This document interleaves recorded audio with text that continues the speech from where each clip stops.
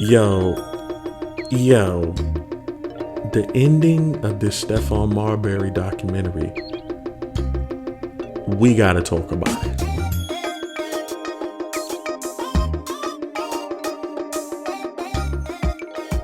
What's good, y'all? It is your boy Derek Radinigo. We are back again. Make sure you like, subscribe, share the channel. We are here doing it for y'all, trying to push the videos. As soon as we get them, trying to push them to you. But you got to hit that notification bell, ding, ding, so we can get them to you. Look, I made another video about this Stephon Marbury documentary called The Coney Island Kid, something like that. Former NBA player who went from rags to riches to torn down to rags again, which is where the people usually like the story, because there's so many haters out here. They love it when you make it big and you go to the bottom and you wind up either dying or losing everything. They love it. Haters love that because it makes them feel good about their life.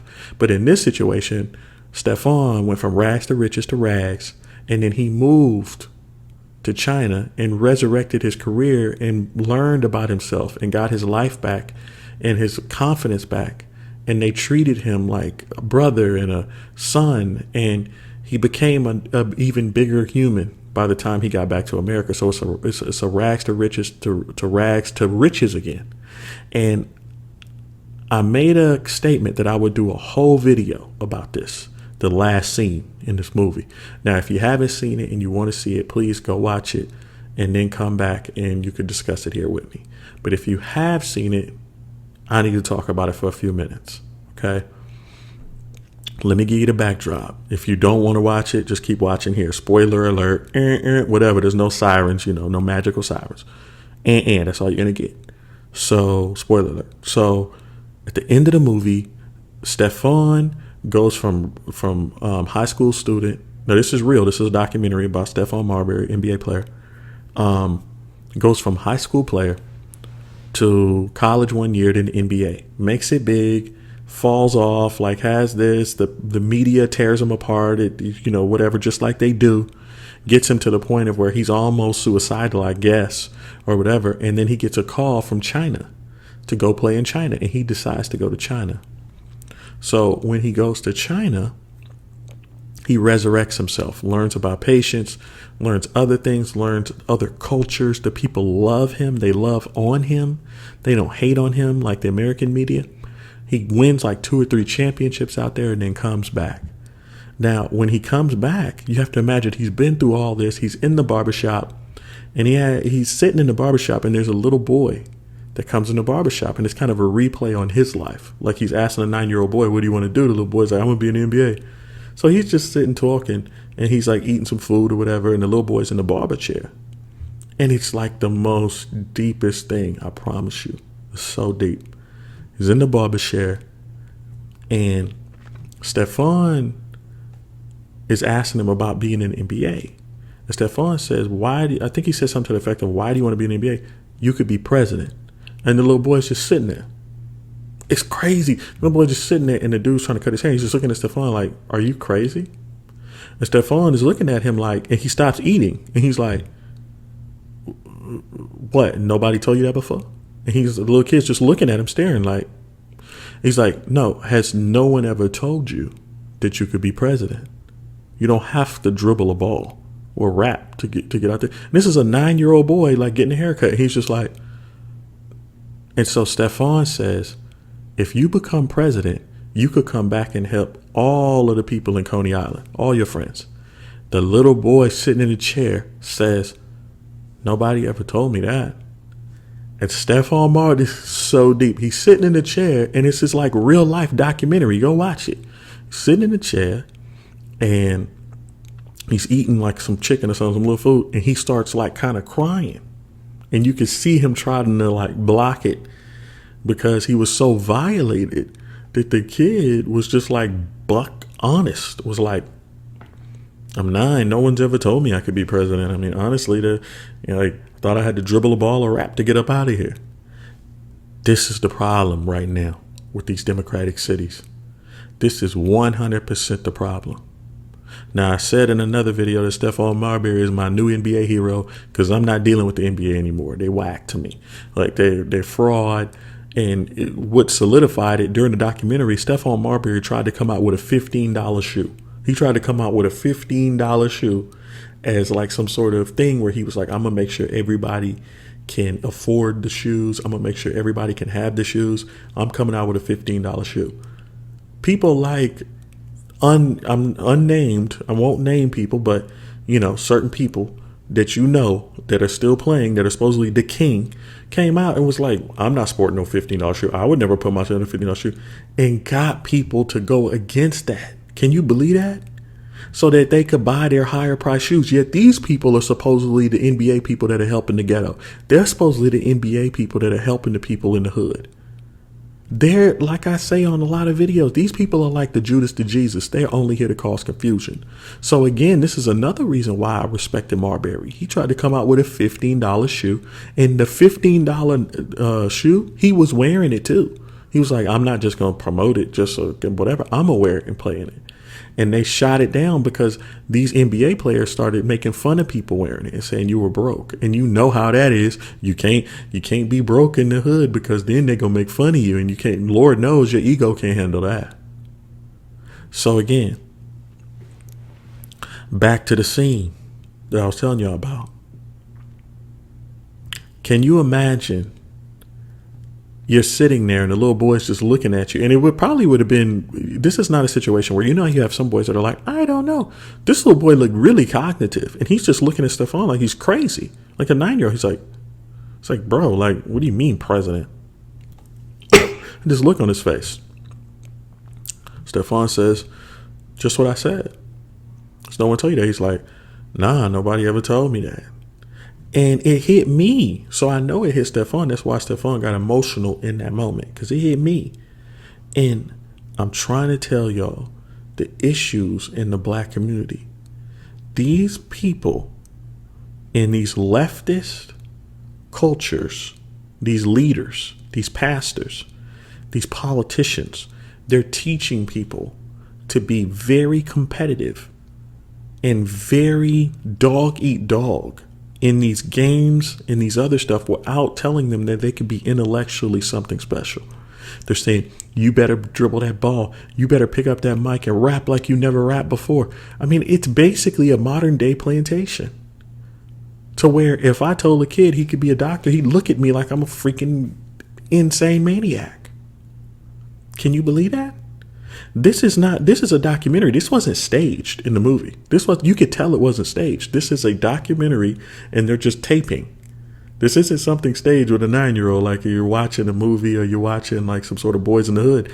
This is like literally in the documentary. That's why Stephon is like, almost, he starts crying. He's like, yo, this is jacked up. For me, all too real. Sad, yes. Shocking, hell no. Not shocking at all, based on what these people are teaching, what they're doing in the Democratic run cities. They don't want you to do anything unless it's under the umbrella of dancing, tapping, whatever. And that's what's so ironic, y'all. That's what's so ironic, because they activated their people to come out and say, you know what? Derek is a coon. Derek is a coon, right? I'm a coon because I'm in this picture praying on the president right here. I'm a coon. I'm tap dancing, okay? So I'm technically tap dancing. Here's the issue. The society you're promoting can only play basketball or rap to get out. I'm the one performing by doing this, praying on the president. My hand's on the leader of the free world. But I supposedly don't have any power in that moment. My hand is on the leader of the free world. Yet you're talking about I need to dribble a ball and put it through a hoop like a trained seal. Now, is that not performing for the audience or crowd? To me, that looks like more of a performance. You want me to pick up a mic and start rapping. Now, many moons ago, I did try to do music. I did try music years ago. But even then, picking up a mic, I knew very well that that was a performance. It was very much an act. It wasn't even real. It was an act. Like, it's all an act. So to me, is that not the real version of tap dancing? Everything is backwards. We live in a society that thinks up is down and down is up. The question is, are you strong enough mentally to distinguish between the two? Are you strong enough mentally to tell somebody who's trying to pull you down into their bucket that you're good because you got a good situation going on? Because me, I'm strong enough to tell 100 people right now to kiss off and not care. I'm strong enough to tell people right now, if you follow me and you're expecting me to be some sort of goody, white picket fence, perfect family, 2.5 kids, oh my gosh, I'm a rhino or die Republican, you might as well just push and leave, because I'm the exact opposite. Like I said, I've been around the block multiple times. I'm not trying to sit here either and be like one of these people that's like, guess what? I got sanctified and I don't sin anymore. I don't trust those people either. Because the first people that come up and try to judge you saying they don't sin anymore, that sounds a lot like the same people that put Jesus to death. Those are the worst people on the planet. So with me, I'm just a person who's living my life with Jesus. At the end of the day, I slip up, I mess up, I have a good time. But at the end of the day, my goods will outdo my slip ups, period. And I believe that's where we have to go. And that's what we have to understand. I believe that's why Jesus made sure that the gentleman who wrote most of the New Testament also was a damn reformed murderer. Okay. He's part of being okay with murdering of Christians. Not because it's it's because Jesus wanted to show that there is actually, hope and repentance for all, So right now, like I said, for me, I look at the situation with Stephon and what he went through. It was dope that he was able to come back in Asia. I feel like we need to all get these kids traveling. We need to get them over to Sweden. We need to get them over to Italy. We need to get them over to Africa. We need to show them different things. So they, especially the ones in these Democratic run cities, because they are being taught the most ignorant things about themselves that you could possibly imagine. Like, you can't be a doctor. Shut up. Don't you know white America won't let you be a doctor? Like, the most ignorant, stupid, asinine things you could possibly think of are being taught. Because you see that in the fact of most of the kids, when you see them, what do they want to do? I got to rap, or I got to play basketball or football to get out of here. I got to play football, basketball to get the hell out of here, or I got to rap. Did anyone tell you there's like 700 other ways? Much easier than that? Nah, nobody told me. Because they want you to stay there. They want you to be caught in that vicious cycle. They don't want you to help clean it up either if you could. Y'all understand what I'm saying? Anyways, the time for this video is going, so we're going to move on. And like I said, make sure you like, subscribe, share the channel. Make sure you check out that Stephon Marbury documentary. It's called The Coney Island Kid. It was just great. I don't, nobody's promoting me to say this or whatever. I just, like I said, when I see something I like to come on and talk about it because it moves me, and I feel like that last scene, the whole movie was dope because I felt like a lot of people wanted him to fail because that's what the storyline usually is, y'all, and you know it. You know the storyline. Oh, rags to riches to failure. Ha, ha, ha, ha. Yeah, sucker, you failed. It's like, damn, you want him to lose? You want him to? Damn, y'all evil with it. Your jealousy is a mother. So I was happy that even though it took the end, he went to another country and became a legend again. They got a statue of him and the whole nine over there. And the reason I love it is because I know the haters got to swallow it. Anytime the haters got to swallow something, I live for it. I love it. It makes me just amazingly happy. It's like a Starbucks Frappuccino, a cold one on a hot day. Just makes me just so happy to see haters get mad. Like, I love it.